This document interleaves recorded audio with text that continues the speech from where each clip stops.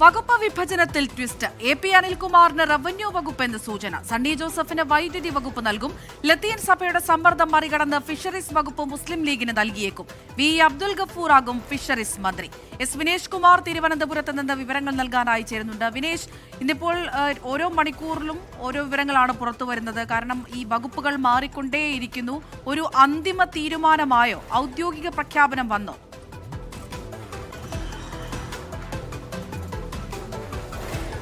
അമൃത, ഇത് സംബന്ധിച്ചുള്ള മന്ത്രിമാരുടെ വകുപ്പുകൾ സംബന്ധിച്ചുള്ള അന്തിമ പട്ടിക മുഖ്യമന്ത്രി ഗവർണർക്ക് നൽകി എന്നാണ് ഇപ്പോൾ ലഭ്യമാവുന്ന വിവരം. അല്പസമയം മുമ്പ് ജി സുധാകരൻ്റെ സത്യപ്രതിജ്ഞയുമായി ബന്ധപ്പെട്ടുകൊണ്ട് മുഖ്യമന്ത്രിയും മറ്റുള്ള മന്ത്രിമാരും ലോക്ഭവനിലെത്തിയിരുന്നു. ഇവിടെ വെച്ചാണ് പട്ടിക കൈമാറിയെന്നാണ് ഇപ്പോൾ നമുക്ക് ലഭ്യമാവുന്ന വിവരം.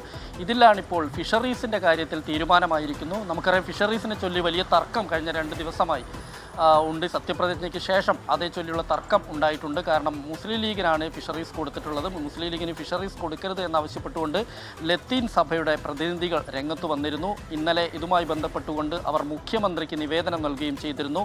മുസ്ലിം ലീഗ് മന്ത്രിമാർക്ക് ഫിഷറീസ് കൊടുക്കരുത് എന്നുള്ളതാണ് അവർ പ്രധാനമായും പറഞ്ഞത്.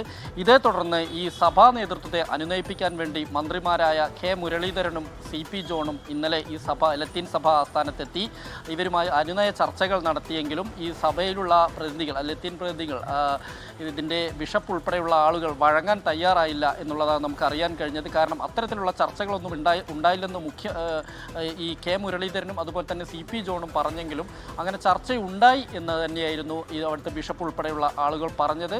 എന്നാൽ ഇതുമായി ബന്ധപ്പെട്ടുകൊണ്ട് ഈ ഫിഷറീസ് വകുപ്പ് മാറ്റും എന്നുള്ള ഒരു അഭ്യൂഹമുണ്ടായിരുന്നു. അതിൽ മുസ്ലിം ലീഗിന് കൊടുക്കില്ല എന്നൊരു അഭ്യൂഹമുണ്ടായിരുന്നു. എന്നാൽ മുഖ്യമന്ത്രി നേരിട്ട് ഇടപെട്ടുകൊണ്ട് തന്നെ ഇത് മുസ്ലിം ലീഗിന് തന്നെ കൊടുക്കാൻ തീരുമാനിച്ചു എന്നുള്ളതാണ് ഇപ്പോൾ നമുക്ക് ലഭിക്കുന്ന ഏറ്റവും പുതിയ വിവരം.